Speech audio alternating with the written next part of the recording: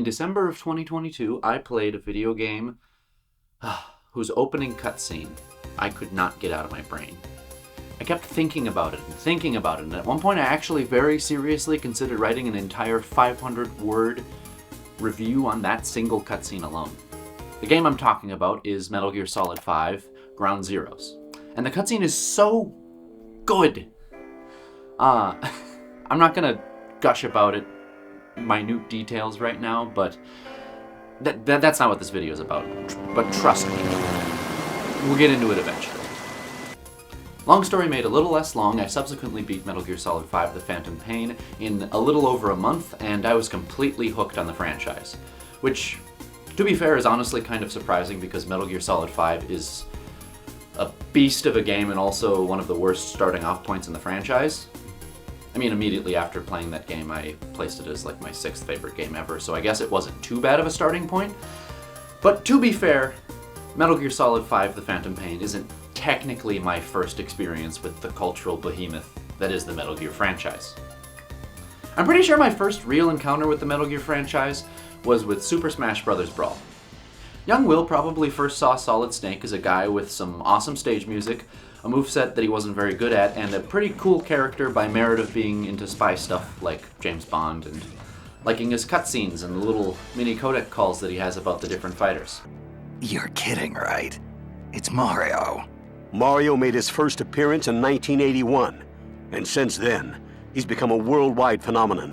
The year I think I truly became conscious of video games was definitely sometime around 2014 or so. Not only did I start watching G4 TV, which actually opened my eyes to a lot of great stuff out there, pre-YouTube, which was eventually became my main source of info outside of wikis. 2014 was also the year I think I found one of my earliest memories of Metal Gear proper. For some reason, I was always a big world records guy. Honestly, just weird encyclopedias in general were my jam in middle school. I had a ton of Guinness books. I loved Star Wars and comic book encyclopedias that gave facts about different characters. I was a weird little kid who liked reading weird little kid facts. Like, what's the biggest monster truck? Bigfoot 5, it's huge! Or, what country eats the most chocolate? It's Switzerland!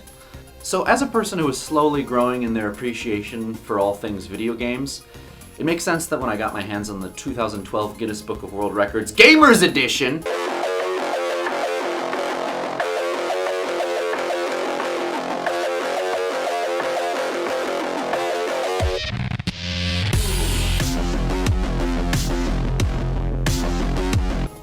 all of the Gamers Editions are a little different from each other. I know this because I own 4 of them. One has an intro by Smosh.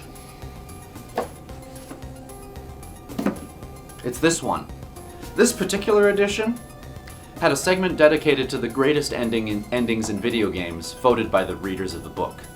I remember reading this section all the time as a kid, and something that always stuck out for me was the ending of Metal Gear Solid 4 Guns of the Patriots.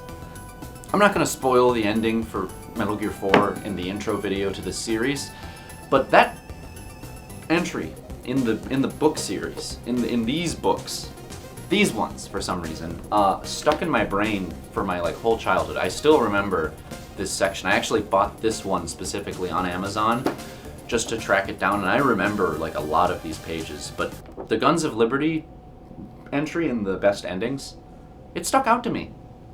And Metal Gear kept showing up in my childhood. I actually saw Snake Eater in person at a game store, and I was just wowed by the ESRB mature rating. I mean, blood, gore, intense violence, language, and sexual themes. That's a lot different from Super Smash Bros.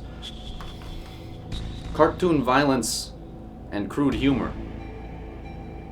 And still, for years, Metal Gear followed me around my life in the background. Eventually, I became more engaged with the media I consumed, and Metal Gear eventually became something that I knew a lot about just by virtue of being on the internet and occasionally being interested in what Metal Gear is about. For those of you who might be completely lost and don't know anything about Metal Gear, let me give you just a little more background info. Metal Gear is a video game franchise developed by Konami and primarily created by game director Hideo Kojima and his team of game developers. It is largely considered to have created the stealth genre in gaming and is known for innovative game design and cinematic storytelling. It has a huge following and a fan base that is filled with differing opinions on the series, but pretty much everyone agrees that it's a great series with a lot of eccentricities.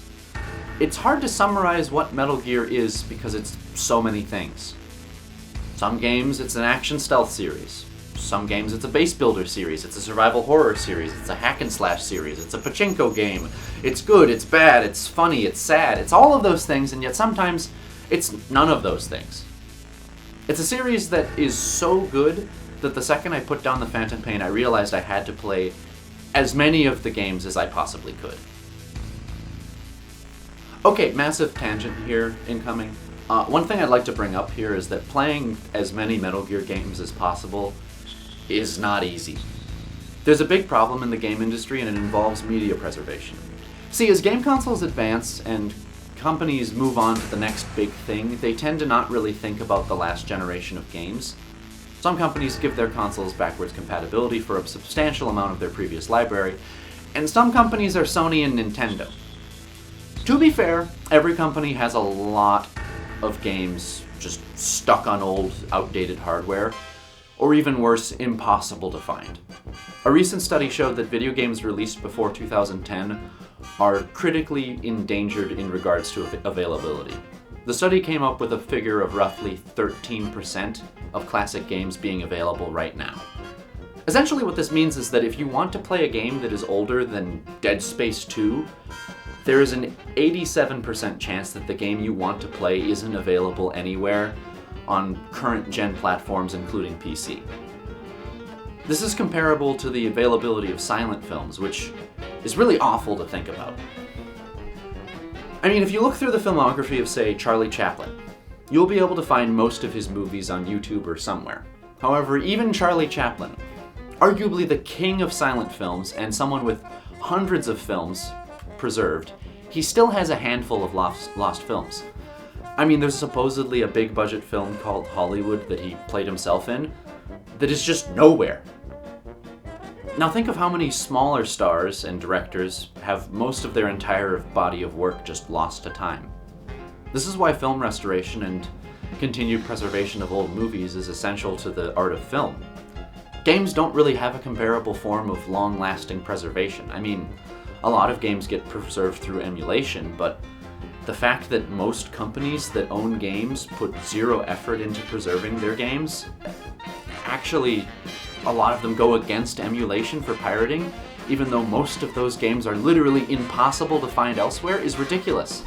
I mean, imagine if every time the average person wanted to watch a movie like The Godfather, they had to pull out an old film projector and their giant reels of film. Or pirate the movie on the internet and have the technical knowledge to do it safely.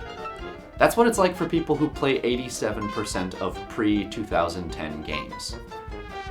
I know there's gonna be someone who watches this and says, yeah, but pirating is super easy. And I mean, yeah, it definitely is if you take the time to learn it, but for the average person, it's a hurdle that prevents them from being able to see 87% of classic video games.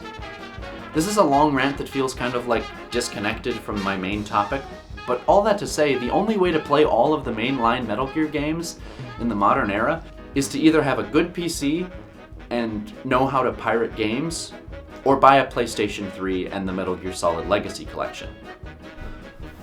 Well, I have a MacBook, so I bought a PS3. And then a few months after I bought the PS3, do you want to know what happened?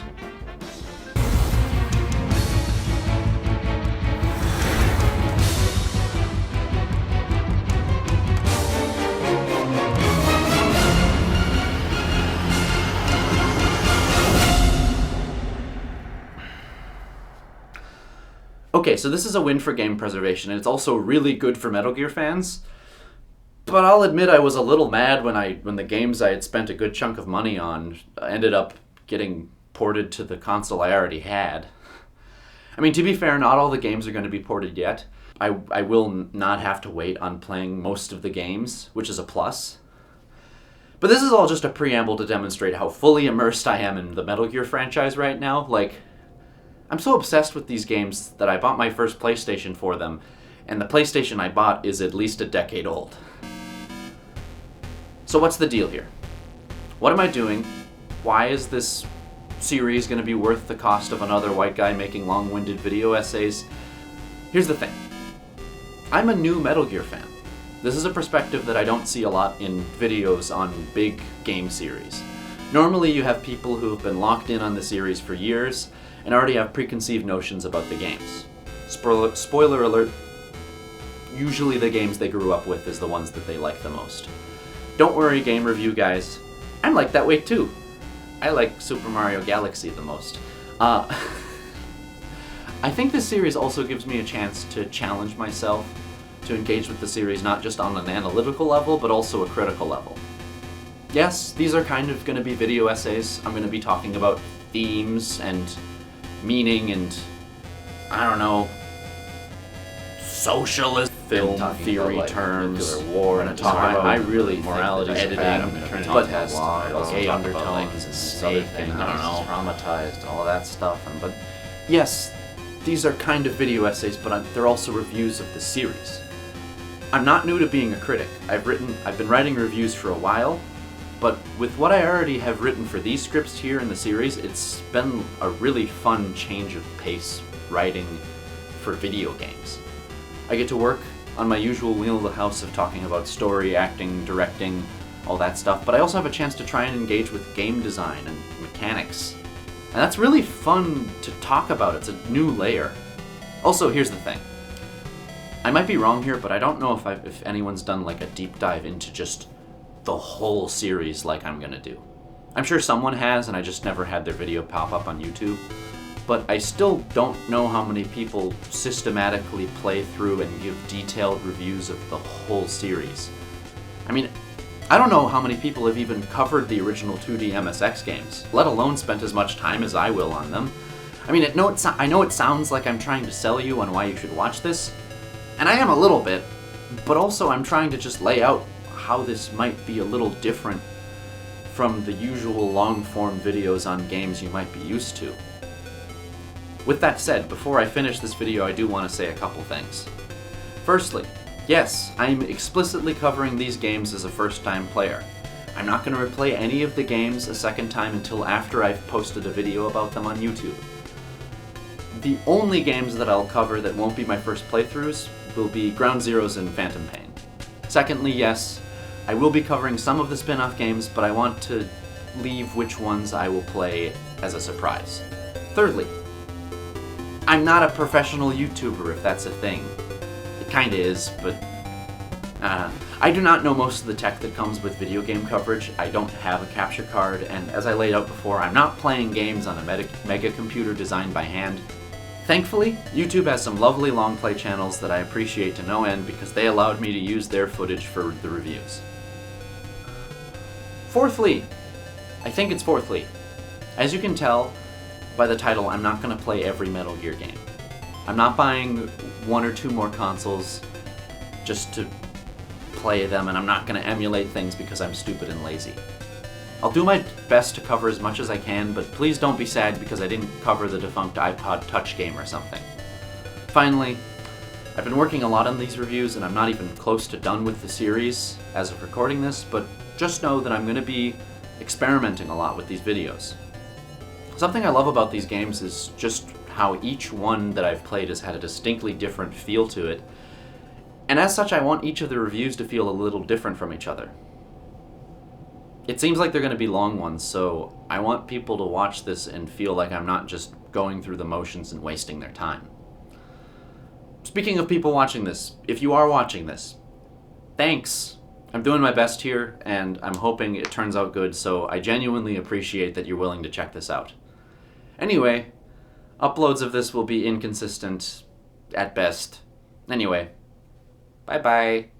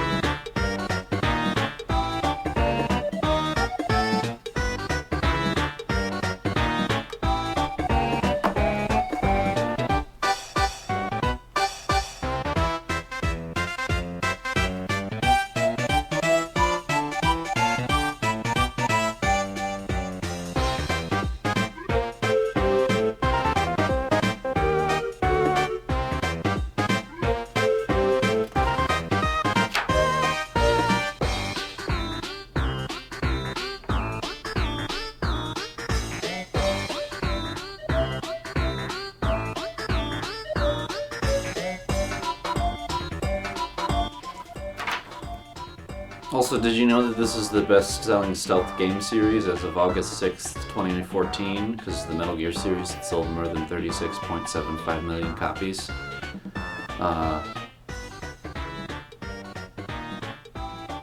Tom Clancy's Splinter Cell only sold 16 million. Get fucked!